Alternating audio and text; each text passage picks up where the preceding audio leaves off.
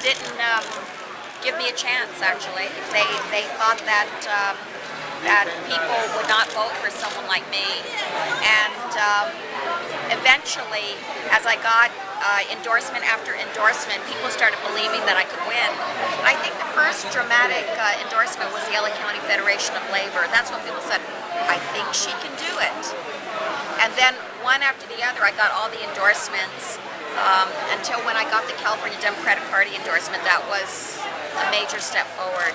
So I am really grateful that people came forward and they were of all ethnic races. Right. And they believed in me. They actually believed in me.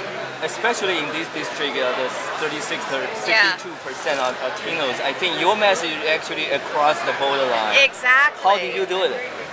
Well, I reached out to everybody, and you know, this was really a test of whether people would vote for somebody based on whether they would do a good job. Because clearly, as someone who has lived in the district for 24 years, who's been elected by the people of this district for 23 years, 9 times over 23 years, you'd think they might go with the person who has the experience and who knows the district.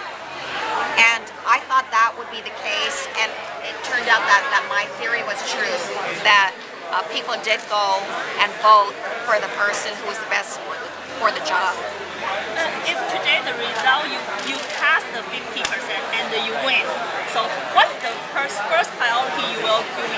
It has to do with jobs and the economy, because people have a lot of fear and anxiety about the economy, and this is a district that has a lot of needs, so I would want to work on that. I would want to work on bringing some shovel-ready projects back to this district, like the completion of the Gold Line and the repair of the 60510 freeway interchange.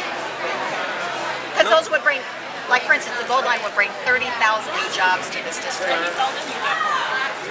Look back to 20-some years ago, you start from a community worker. Yeah. And do you think it's too long to have a first Chinese American woman's congresswoman? Well, the congressional representation of diversity is very deficient on a lot of levels. There certainly are not very many Chinese, but actually there are not very many women. Did you know that women are only 17% of the congressional members? That's very low. I'm considering we're 50-something% of the population. And as far as Chinese Americans, as you know, there's only one right now, David Wu. That's it. You know. Judy Chu, what would you like to say to the Vietnamese community?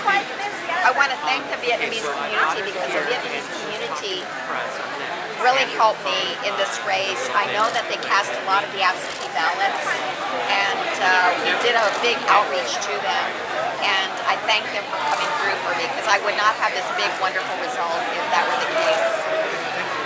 Thank you. I know you are the true, really, the torchbearer of the Hida Solins. Yes. Are you going to learn Hispanic? Can you speak Hispanic to?